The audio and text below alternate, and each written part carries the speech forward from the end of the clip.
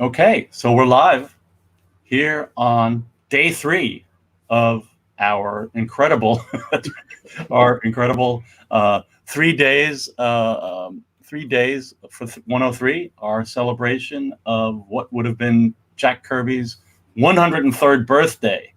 And this is the Jack Kirby Museum and Research Center. I am Rand Hoppy. I am the executive director. And I'm Tom Kraft, the president. It's true. We wouldn't lie. We would not lie. That's who we are. And we are going to start up with Ray Wyman in a few minutes. We hope. And but we figured we'd just come in and say hi to everybody and maybe do a little of the old what's in store on the events today. I mean, we could do a brief recap, but of what has happened. But we are with Ray Wyman Jr. this morning, and at noon Eastern time, we'll have Adam McGovern with us. So and that'll be great. Adam's a good friend, and we've done many projects, like events with him. He's been to our pop-ups, and he writes the Kirby as a genre article, column for the Kirby collector. So he's got a lot of great Kirby knowledge. Then at 1 is Alana Levin. Alana is just a great Kirby stalwart. She has many wonderful things to say about Jack and his characters and his stories. So we're really looking forward to talking with Alana. And she's and then at 2 is Jamal Eigel. He is a very accomplished comic book artist, and we invited him because he has interesting things to say about Jack Kirby too. What do you know? Why do we pick these people? They have interesting things to say about Jack Kirby. So that's and it seems like that's been the case. Like for the past 2 days, it's just you like Jack Kirby. Put on all of the archived events. You'll have all kinds of great conversations and insights shared with you. After Jamal, we have a really fun project, a little program called. It's going to be a dramatic reading of a Simon and Kirby romance comic, and it's one of their classics, maybe their most well known. It's called Different, and I've done these readings before. I've done with my friends. We have a name of our group called the Hoboken Ministry of Cartoons Players. So Lois DeLivio is the director of the show, and we have a bunch of people going to join us, and we'll be reading a romance comic from 1950. Like it's a radio drama. If only we had like the soap opera organ to go with us, go along with us. But in the short notice, we were unable to pull that off. After that, at 4 today, we will have Sydney Heifler.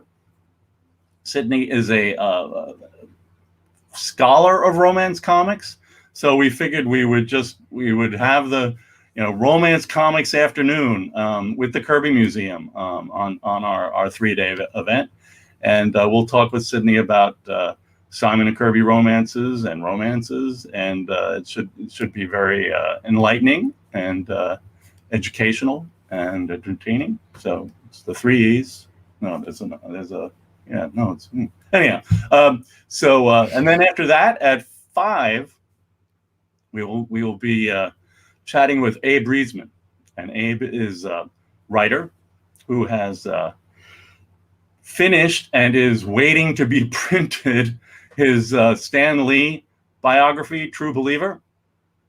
It was originally scheduled to come out in next month in September, and then the COVID kind of hit the printer, and it's been delayed to January. He just announced that the other day. So that's I'm sure incredibly frustrating for him. But we're going to talk about Jack Kirby, and we promised we wouldn't ask him to give away too much from his book. That's what he asked, and we promised him that, and that's the challenge, that he we will. And it's Ray. V for vamp. Rand was vamping. Sorry about that. Rand was Sorry about that, guys. Finish up. I'm going to have Abe at 5 p.m. It should be really fun. Abe's a great guy. And then we will have 6 o'clock. We are going to talk about our digital archive, and we'll say farewell and talk about Jack a little bit and the future of the Jack Kirby Museum. And that should be it'll be a relief. It'll be a little sad, but man, what a weekend. So I think it's just going to keep rocking like that. So good morning. It's really early on the Pacific Coast. And yeah, I was just combing my hair. Sorry. What little I have left. Yeah, more than I do. and we're just so happy to have Ray Wyman Jr. with us. He is a writer who worked with Jack and Roz on the Art of Jack Kirby book, and we've been talking with him and meeting with him and hanging out with him for years and talking about stuff and this and that and the other thing, and Jack, of course. But we just felt like this was a great opportunity for Ray to just talk to us about his Jack, like who is Jack Kirby to Ray Wyman Jr. And he, boy, Ray, did you step up? So I'm really looking forward to it. Yeah, no problem. It's just sorry about that this morning. I mean, you said 8 o'clock. I thought 8 o'clock your time. I had it reversed because I work with people in India, and I just sort of so I was thinking India time. Oh boy. I don't know. I don't know what I was thinking. I'm sitting here. Actually, I'm like going over my notes about Jack and the stuff that we've been talking about. Yeah. And the funny thing is that I realized the taxonomy in Jack's discussions with me. It's weird because I think I told both of you guys that when I first started working with Jack, the dude just wouldn't talk about superheroes at all. I mean, he boycotted the whole conversation. There was nothing about superheroes, about his career, or anything that he really wanted to talk about, and frustrated the hell out of me. And the times I did force him to talk about superheroes and stuff, he actually threw me out of his house. Yet another story. No, it was serious. I mean, he he had this thing about a character, and I had interviewed the actual creator of the character, who was pretty pissed off actually, because Jack and Stan Lee had claimed primacy over the character. And I went back to Jack and going, dude, you didn't create this character. And he goes, get out of here. And he was like, I don't want to ever see that guy again. Quote, I could hear as I'm, running for my life. And because I flat out said, Jack, you didn't create this character, Yeah. And, I have to say, Ren, we were talking maybe a couple of months ago, maybe a little bit longer ago, about it was over at that San Diego thing. Yeah, we were talking about this, and I mentioned to you that a couple of people had sort of set me up. So, it's like the little brother thing. Hey, by the way, go talk to this. Go say this to Jack Kirby. Yeah. And like a fool, I didn't even think about this. And I said, well, he'll listen. No problem. Right. Oh. Yeah. And oh God, then get out of my house. Oh my gosh. And and it didn't happen once. It happened several times. Happened with the Jack Schiff thing. Oh, right. Yeah. And I was trying to verify, stuff, and Jack didn't want to talk about that either, Right. and Roz had to kind of, sort of gently introduce me back into the house, because he's trying to take everything away from me. I'm not, I kid you not. That's another quote I'll probably never forget. That's still echoing in my head. And, and that's how I played the role of a journalist doing this thing, because it was so tenuous, because I wasn't sure when, I was going to actually piss him off, because I had to sit there and just listen to him talk about, what he wanted to talk about, which was kind of in an order, God, a lot about God, war stories, loved war stories. And then how much he hated Stan Lee. Man, really? Yeah. Yeah. And, or Carbon Infantino, depending on what mood he was in, And so, well, and at times he did talk favorably about other, artists and people that he worked with and stuff like that. I mean, he wasn't like completely monolithic about stuff, but, we did get a chance to, get into a few things, but, gosh, anything at all about major character developments and things like that, so I developed a trick. I mean, basically getting over the big tumults over 3 years of interviewing, I figured out a way to manage it a little better, or manage Jack in a way where I could get those kinds of things from him. And it was tough, but then I started, and I felt evil because I was manipulating him. I would say, like, for instance, this conversation, I was like, oh my God, I forgot all about this. So what do you think about Captain Marvel? And I was just like, I don't know. I just thought I'd throw that out there, So what do you think about Captain Marvel? And, his first thing he called Captain Marvel the Super Percival in red tights and gold embroidery. And I didn't stop laughing. I was in the car coming back and going, Super Percival, man. Yeah, okay, cool. I like the idea, Super Percival in red tights and gold embroidery. Very specific, very specific. Yeah. But it was that was kind of Jack's pragmatic view of the character. But he actually then lit into this description about Captain Marvel as the fantasy of all boys and some girls, to be a hero of pure heart and desire to do absolute good. Yep.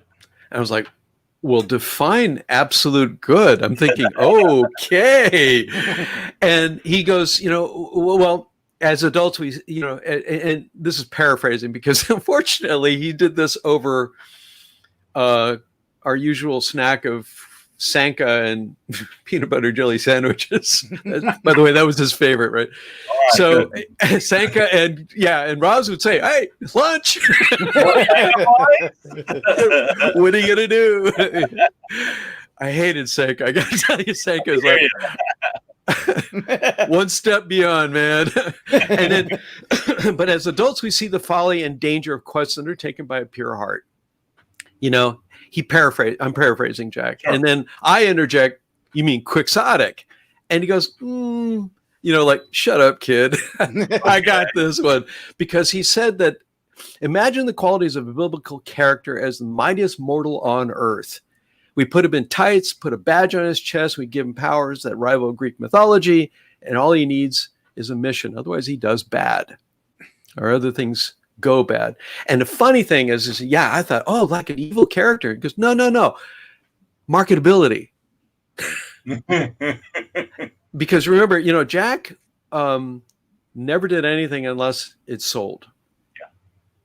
It wasn't his, Rand, you and I talked about how, Jack and I would get into these God stuff, and then suddenly you start thinking there's a Jack Kirby ministry. I mean, what the heck is up here? All these characters, all these characteristics of God, but they have the struggle. Is it pathetic? What is it? No, it was all about marketability. Jack, he believed that for the character to be marketable, it had, it had to have God character, but it needed to be related to humanity. Yeah. But this necessarily gets us into those, interesting parallel stories about God's relationship with humanity. And you know what, Tom, I'm not going to use the slideshow because this is better. Oh, good. All right. This is better. Let's not use the slideshow at all because I'm just I can bring it up and show it. But I'm going to take the break just a moment to say we are live on Facebook, YouTube, and Periscope via Twitter, or Twitter via Periscope. And if we're seeing lots of comments from our friends and attendees and in the audience, so please feel free to make more comments and ask questions. We will address them, or we will ignore them. Please be nice. Most people have been nice. It's just I think it's a funny thing to say. Oh man! Wow. Totaro's green leaf. Yeah. Well, the leading lady, the first lady, decided to wear chromacolor green. Yes, she did. Oops.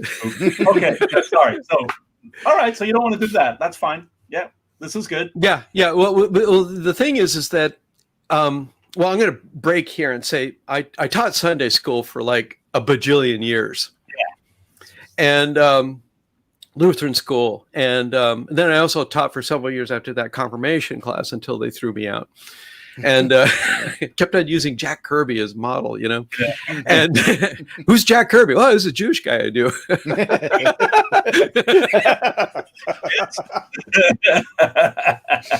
But do you see the lessons that Jack gave me during that time? I was going through confirmation myself in a Catholic church, an adult confirmand, adult baptism and the whole thing, because my prior, before I met Jack, I was an atheist. Yeah, and I don't know. I'm not going to get into the long story about my stuff, but anyhow, so here I am, kind of a Buddhist, atheist, Shintoist sort of amalgam, Yeah. And before I met Jack, I'd met some people and met my future wife, and I was going into Christianity because I had some sort of spiritual experiences that just sort of, shocked me. And I realized, I wasn't alone. And, I walk with Jesus because I've let him into my heart. That's the only thing I'm going to say about that right now. Okay. I'm not going to get into hairy things. And so I used Jack Kirby as part of that journey that I took. Mm-hmm. See? And so Jack Kirby had these expressions about faith, about, like for instance, there's a lesson here. The purity is a fallacy of the righteous. Okay. Therefore, we must find our satiety in the practice of purity as we seek perfection. Now, that's not Jack Kirby. It's something I interjected to him because I had just learned it and I like using big words. All right. And we agreed that was a basic lesson of all faith. I mean, you name it, all the Abrahamic faiths, Hindu, Buddhists, Taoists, Shintoists, and I knew for sure about Buddhism and Taoism because I had friends who were, I'd done a little bit of study in those areas. Shintoist, definitely. My whole Japanese family is Shintoist. So I knew that Jack was on a track about discovering what superheroes are to us. Not what we want to make them up to be, but what they are to us as readers, as fans, because this is the part that makes them marketable. Right. And this is what makes Jack Kirby's gods remarkable. This is a really kind of cool story because you see in Captain Marvel, you have failure because they don't know how to make that character fallible. Right. They lost their way. I mean, after the original Genesis, it was like poof, nothing was there. And I really wish Jack was around to see Wade Ross's Kingdom Come. I mean, he would have really liked that. I'm sure that he would have had a strong reaction to the battle between the gods, Captain Marvel, and Superman. Now, if you remember that story, there's this phrase in there where I forget Wade writes about, it was like cinder blocks hitting each other, and Captain Marvel uses his ability to change from human to superhero by saying the word, the magic word. And the magic word is like an atomic blast. It's like this thermonuclear, thing. And every time it happens, Superman is like right there at ground zero, and he's getting pummeled by these insane blasts and stuff like that. Well, okay, so I think that's the fight between the two character types.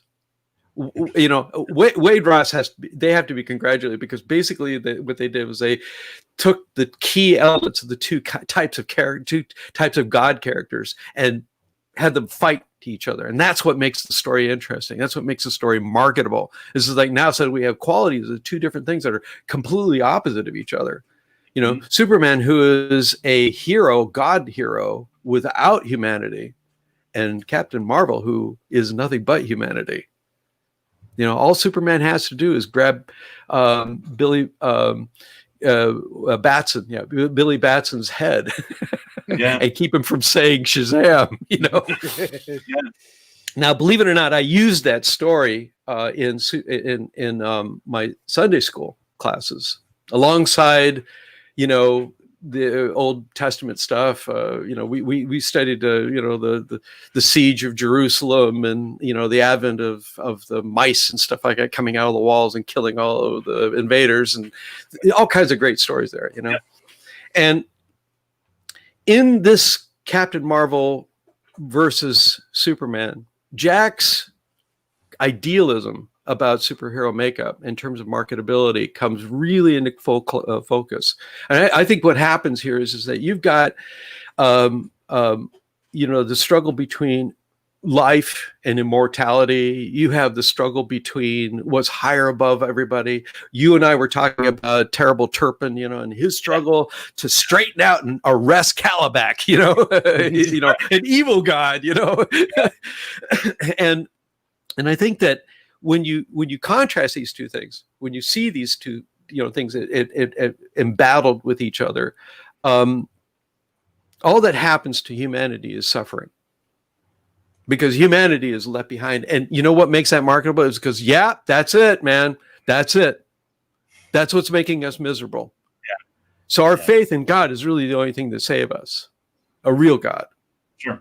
Because the example of humanity versus another God that has no humanity, that's zero. And see, this is why Christianity for me makes sense, because Jesus is part of humanity, comes down to earth to save us, gives us all the wonderful things. And I mentioned it to Jack. I said, well, so like Jesus, here's a superhero that comes from heaven, born of God, and I didn't have to explain the relationship there. He understood the triune God. Believe it? He did. He knew that. And he goes, yeah, I think it's plausible. And not only that, but he said that, if I were to write something like the Bible, I'd have God come down to planet and see us all and figure out what's going on and why we can't follow the rules and why we're lost and why we feel angry, because, I would want to see that for myself and then go, oh, okay, all right, I'll give you guys a break. Take all your sins away, boom, And I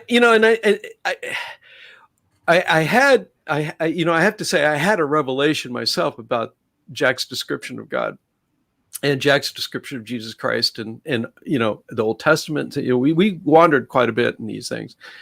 And I think that one of the things that struck me about Jack's, perspective is it had nothing to do with the fact that he's a Jew.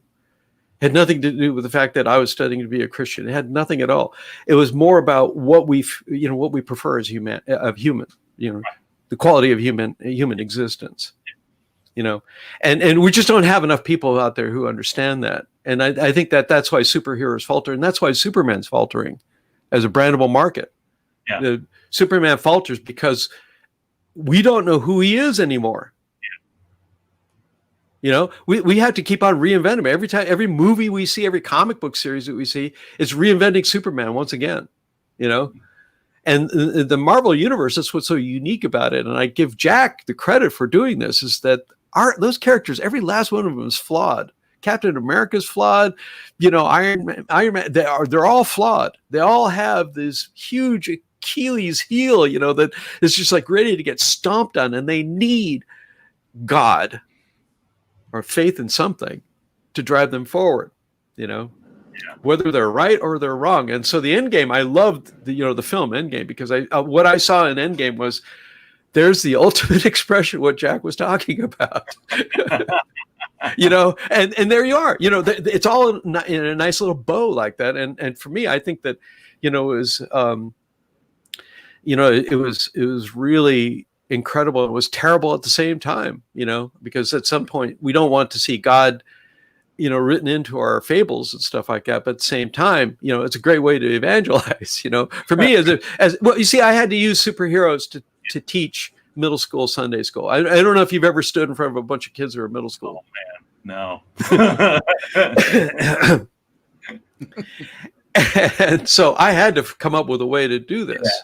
Yeah, it makes sense. And so I bring comic books with me, and I talk to them about it. I had one kid who later on became a Marine, came back to me, years after he had gone to class, and shook my hand. He goes, "Your stories about Jack Kirby are still with me." Oh man, that's cool. And I was like, "Fuck." That's scary when you actually have some kind of impact on somebody's life like that. But yeah. So and how does Jacob and the Angel come into that? Oh God, Jacob and the Angel. Well, at one point, I can't think of Jacob and the Angel, but to think about that unfortunate story about the artist who made the sculpture about Jacob and the Angel, which was actually really exquisite art, Glenn Kalita. And he did some really fabulous art. Too bad he was not all there. But, the thing is that when Jack described Jacob and the Angel, and we had the illustration of the character, to feast on, it's just like, wow, it's mechanical and stuff like that. And I think I had an ink carving, of the one that you see in the Bible, and as a contrast, yeah, that's the one. And as a contrast, I saw some coloration of it, and the legs were like pants and stuff like that. The dude's practically naked, and he's fighting with the angel, and the angel is like at this winged thing. And I asked Jack to describe what was going on, and he said, any technology, and he sort of semi-quoted a technologist, and it was Einstein. I think actually he did quote Einstein, that any technology to primitives would seem like magic. Anything that that you can't explain would sound like magic. Well, then here you have a character, an angel character that's wrapped up in this incredible suit, this biosuit, of course, wings and stuff like that. And the reason why Jacob had to fight the angel, but from a biblical standpoint, the reason why Jacob had to fight the angel was to exhibit his humanity. Now, in the Bible, it actually describes the fight between Jacob and the angel as Jacob wants a blessing. Jacob has brought his people. This is part of Exodus, I think Exodus, and he brings his people, and he's the leader. And he's fighting the angel because, in Jack's words, the description is not enough. He fights the angel because we have this Lord that stands over us, and we're chafing at it because it has no relationship to it, yet it doesn't seem to toil the way we do. Mm-hmm. Right? It doesn't toil the way we do. It's not going through the terrible things that we have to go through to make life, to live. And so Jacob gets one chance, and the angel appears to him and goes, "Hey, by the way, I got to tell something to tell him." And then Jacob grabs him by the arm and goes, "Bless me," and starts to beat that tar out of the angel, or tries to. In the biblical, this illustrations that you see in the Bible, the angel's holding Jacob's arms and looking at him like a child. Yeah, that's the one. And look at that. Hands outstretched, holding Jacob, letting the child go through his tantrum. Right. Because the angel is aware also, because the angel is of God, right? Angel is aware that this is natural. Of course, this is going to happen. So let the guy go. And then God blesses Jacob and says, okay, from now on, your name is Israel, because you have fought with God and prevailed. Woo!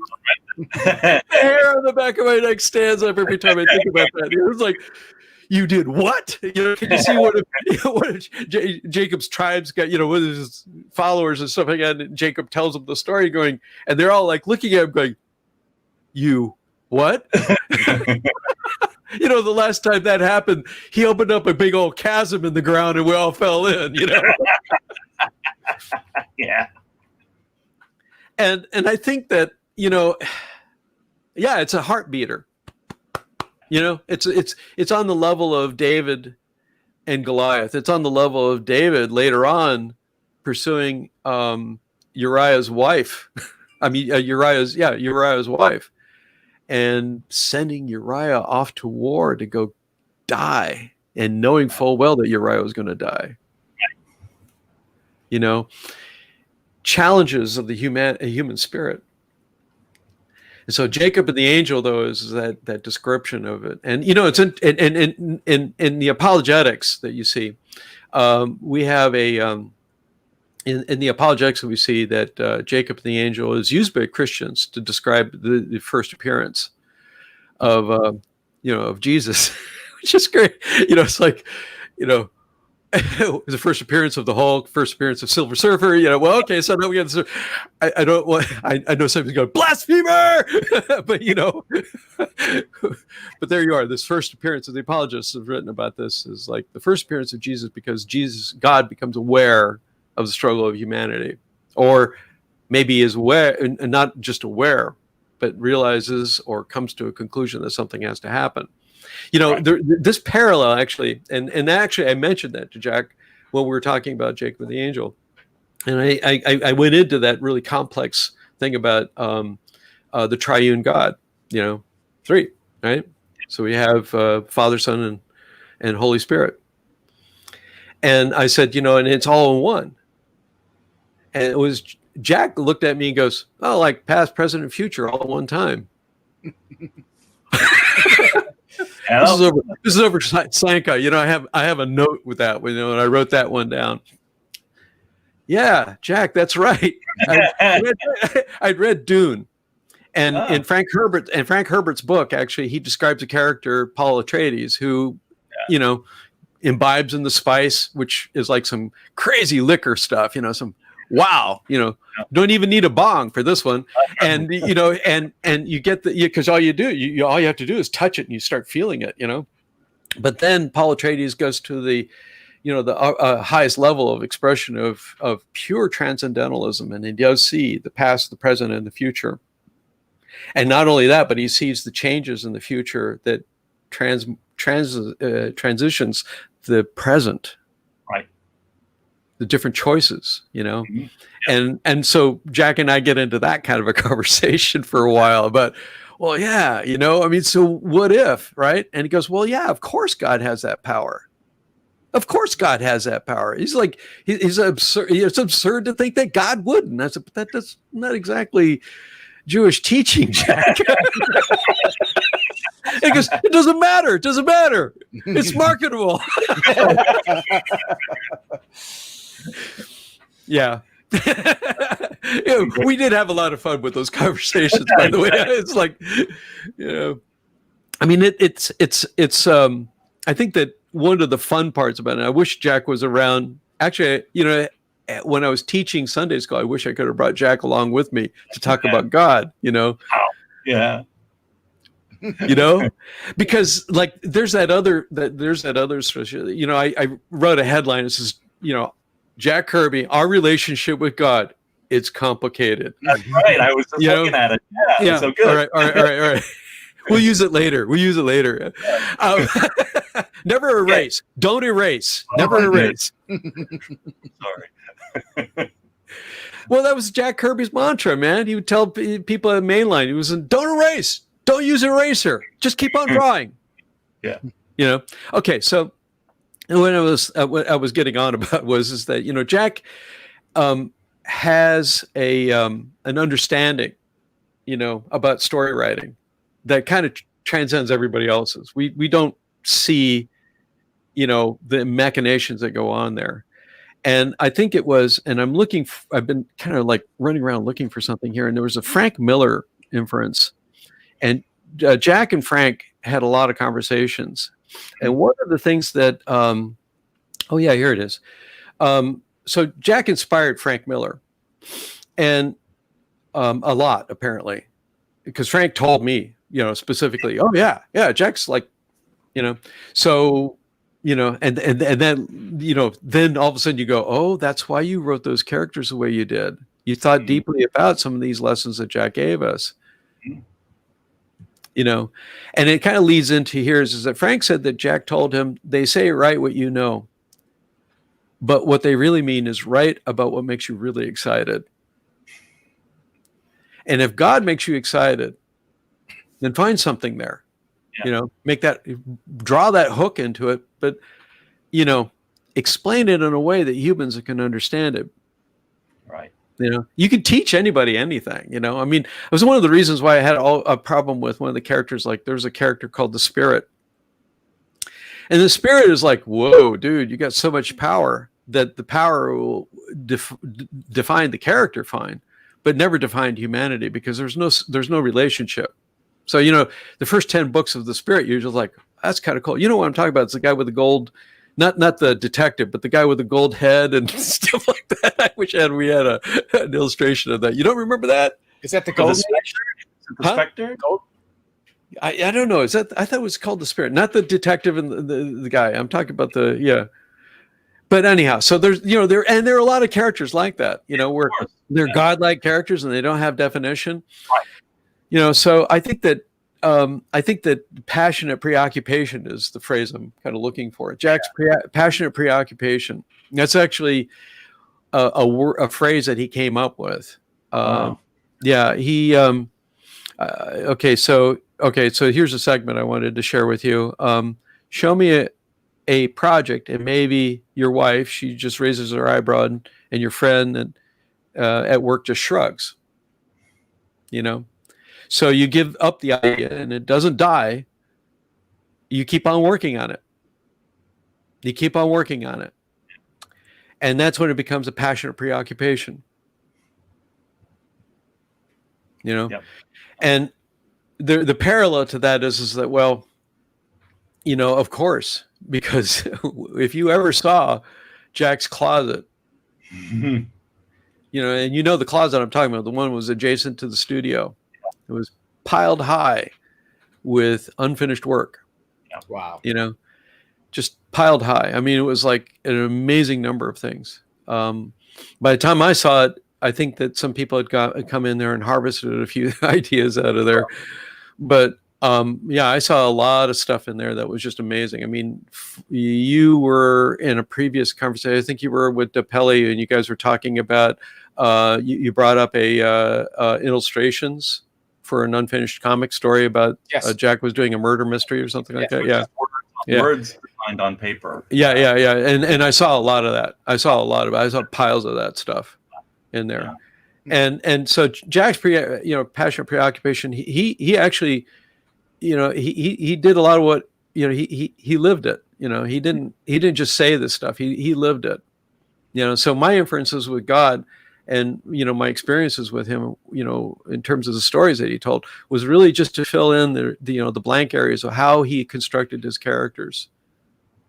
I forget who it was, but there was an author who said something about using Greek mythology as one thing, making it original. That's a whole nother, task. Yeah.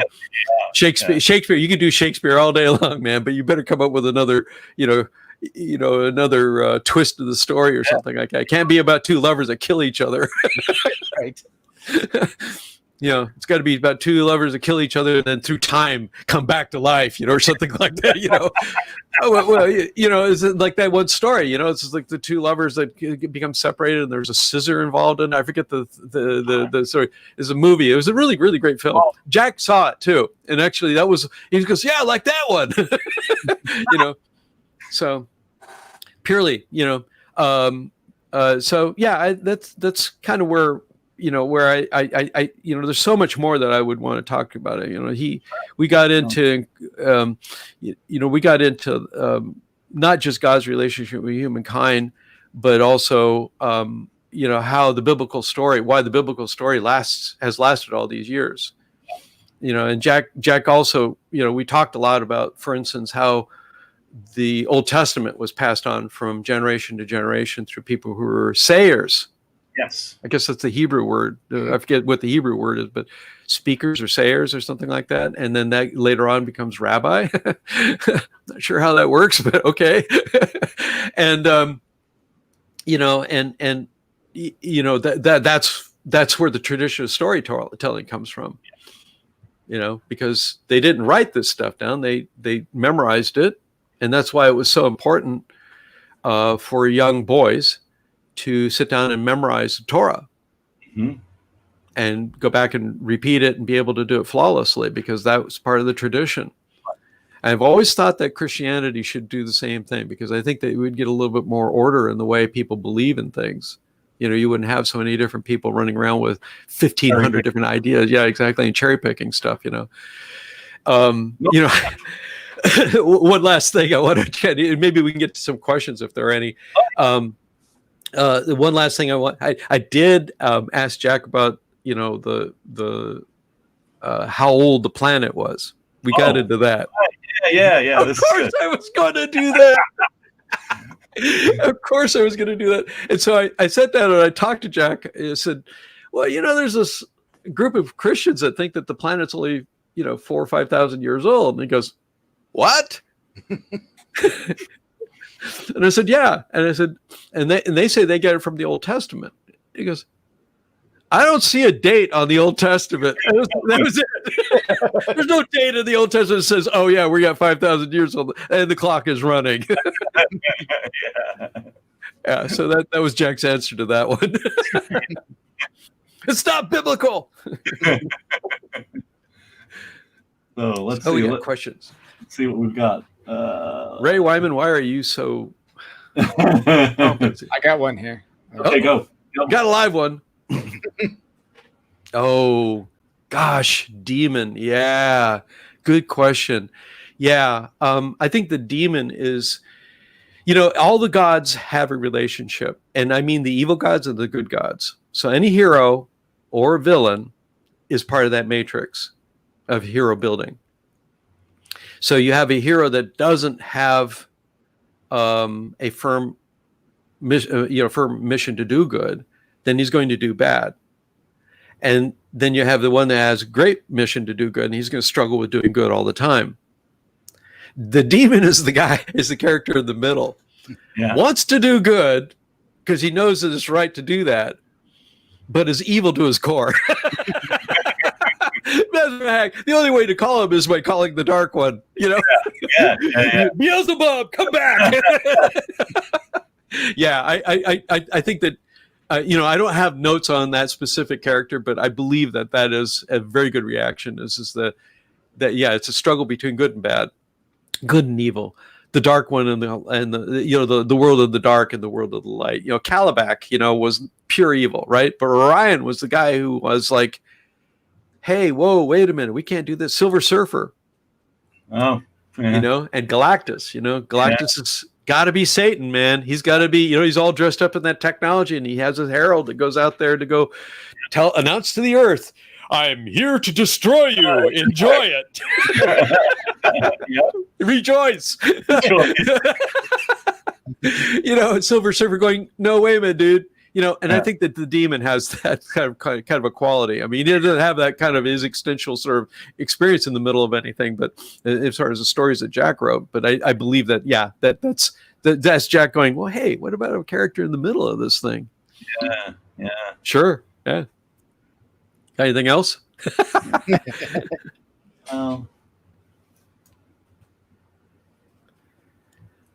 This one.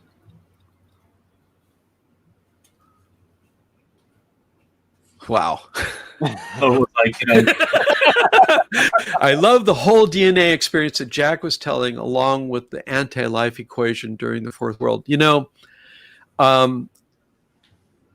I believe that some of that was more defined by Jack's experiences with some science fiction stories that had a lot less. There's no God element to that, right? But I did ask Jack about chemistry and physics and stuff like that, and I said, "So Jack, do you believe in the first mover idea? Big Bang, first mover?" And he goes, "Yeah, Jack was the first physicist." I was like, I'm going to write that down. So naturally, Jack was going to, dive into that. Yeah. Yeah. Oh, Gamma rays turning people into superheroes. Yeah.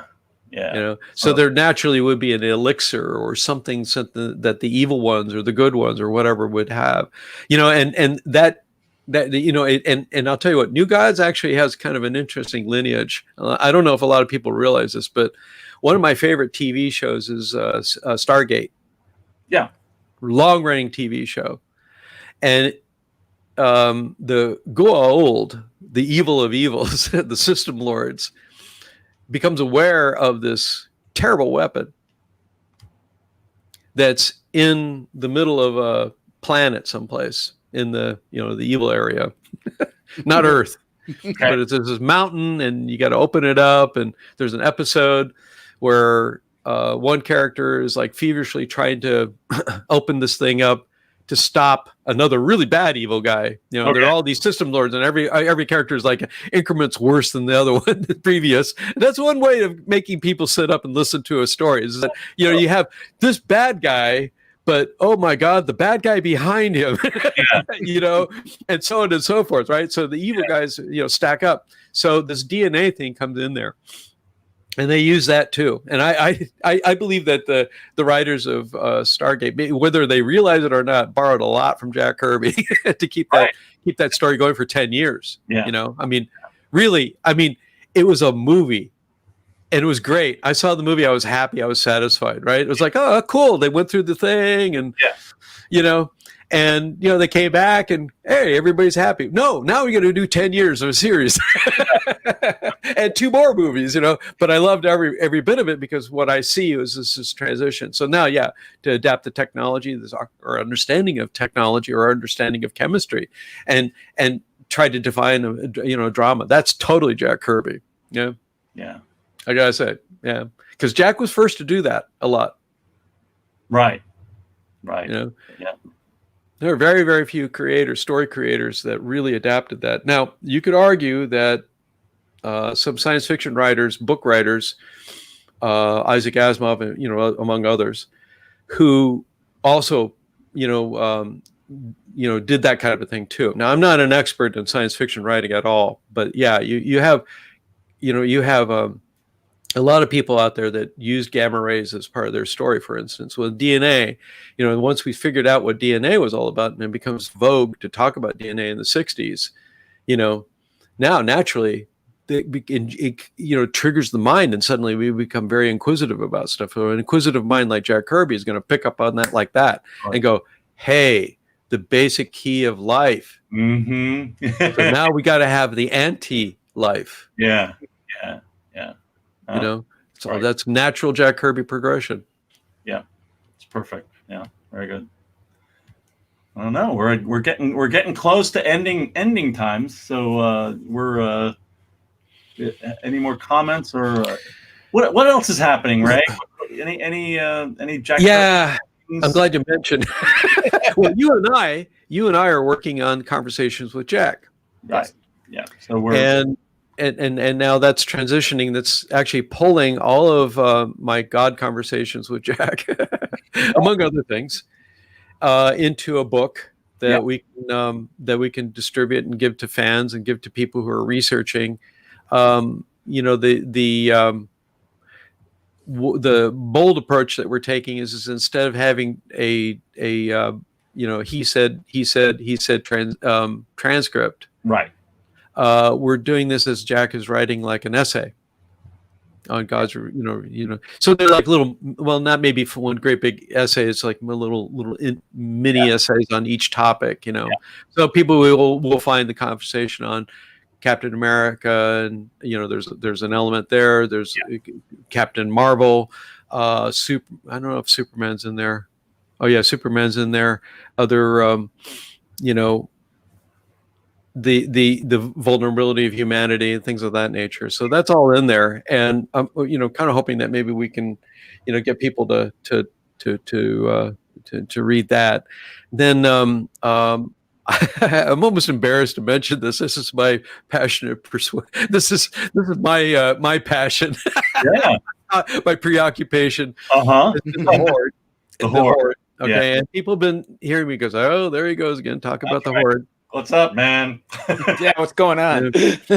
Well, Jack wanted this to be a novel, and I think that the idea is that it's got to work as a graphic novel, because it's too visual. It's just beautiful that way. Yeah. And so my writing partner Peter Burke and I have been really struggling with this for a long time. I mean, Jack said, "Here, try it." Work on it.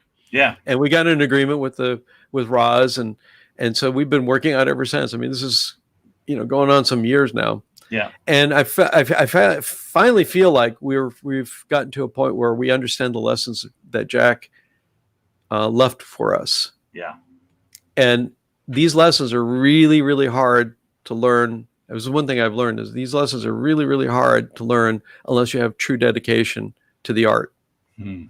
And that's what Jack had. So naturally, I mean, the guy left behind thousands of unwritten stories, and didn't mourn the loss of a single one. Right. Yeah. And so he met the challenge. So I'm looking at this is my own personal Jack Kirby challenge. As a matter of fact, every time I work on the Horde, I feel like Jack is sitting on my shoulder going, not like that, kid. It's got to be marketable. Right. Marketable. and I think that I believe that, in writing the Horde, I've gotten to be a better writer. Oh, cool. Yeah. Yeah, and because I'm a story writer too. My work is I write content for websites, and I do ghost blogging, and I do this kind of stuff too. For some of my clients, doing shows like this. Mm-hmm. So that's why I have a brick wall. Yeah. And so you can't see my junk. but I think that working on the Horde is starting to really turn into actually a real story. We're getting close now. We've got a sample chapter that we're pretty happy with, and we're about ready to pass that around. And we got a copyright on it. It's a story written by Jack, with a little help from Peter and I to modernize it a little bit. It's a sort of it's almost a time period piece from the 60s, 70s, Yeah. And so what we did was we modernized a little bit, but it's really Jack Kirby's words that come out of the character's mouth, and we're hoping that maybe that'll start bigger interest in the bigger the larger tapestry of the Horde's universe, I guess is what I'm calling it now, is a Horde universe. A Horde universe is really something terrible.